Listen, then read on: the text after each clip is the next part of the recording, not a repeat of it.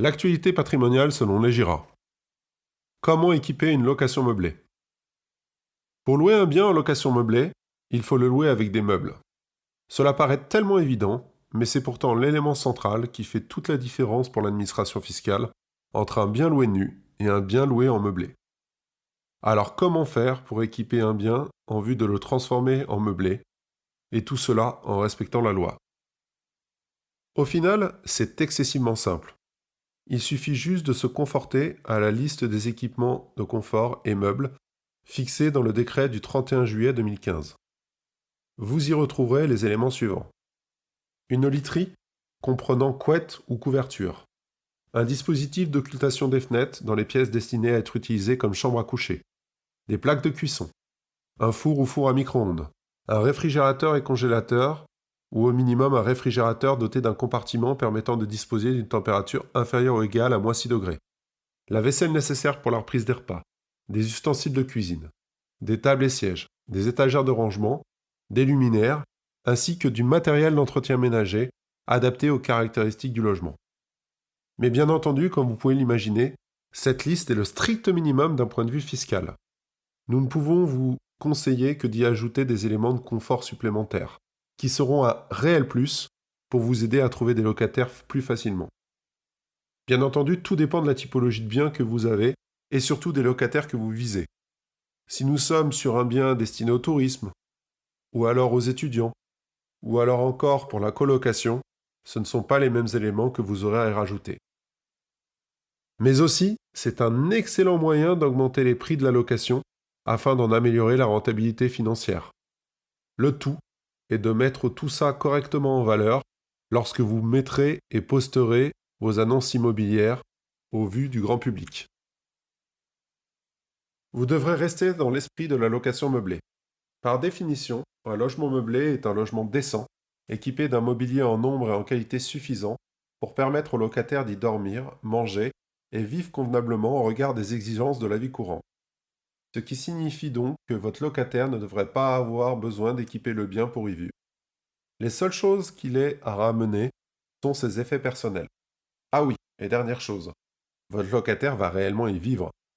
Bien que la liste des meubles et équipements fixés par décret soit facile à respecter, il en va de soi que des meubles et équipements décents doivent être présents, de bonne qualité et surtout en quantité suffisante.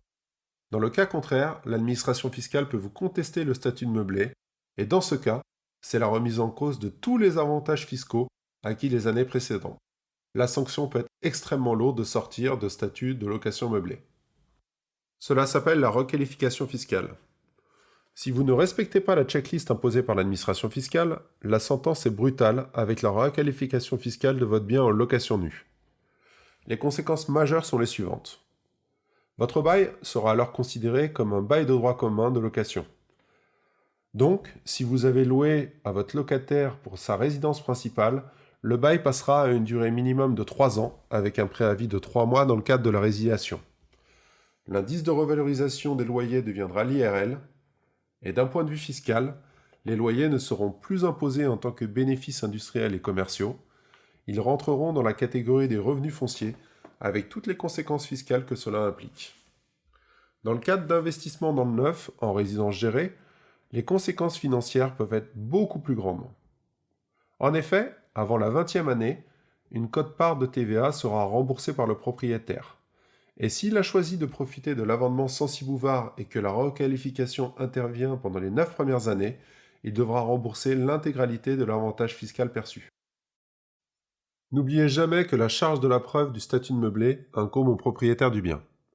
Une nouvelle fois, en cas de contrôle, c'est au contribuable de prouver auprès de l'administration fiscale de la réalité de la présence des équipements et des meubles. Dans ce cas, bien rédiger le bail et ses annexes est indispensable.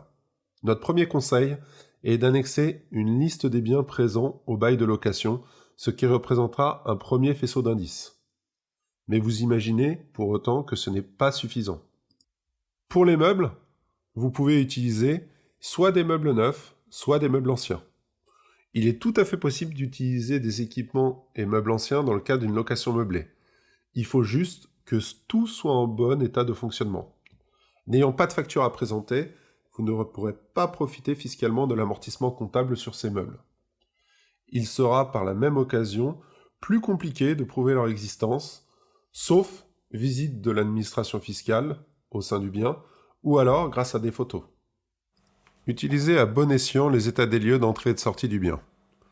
Dans le cadre de la location meublée, vous devrez effectuer avec le locataire un état des lieux d'entrée et de sortie du bien. C'est une excellente occasion de faire un inventaire de tous les meubles ainsi que de l'annexer à ce document. Un moyen finalement assez simple de justifier du respect de vos obligations en termes d'équipement nécessaires dans le cadre de la location meublée. Mais surtout, ne tombez jamais dans l'excès d'équipement. Du fait de l'avantage fiscal octroyé par l'amortissement comptable, ainsi que la possibilité de facturer le loyer plus cher, des investisseurs pourraient être tentés d'ajouter des services complémentaires tels que l'accès à Internet au bien. Cela part d'une excellente idée en soi, qui pourrait pourtant, par mégarde, se retourner contre vous. En effet, si l'un des locataires utilise la connexion pour télécharger un contenu illicite, voire pédopornographique ou terroriste, en tant que propriétaire de l'abonnement, vous en êtes pénalement responsable. Pour éviter ce type de désagrément, vous devriez sécuriser la connexion par le biais de pare-feux et de contrôles parentaux sophistiqués. Est-ce que réellement le jeu en vaut-il la chandelle ?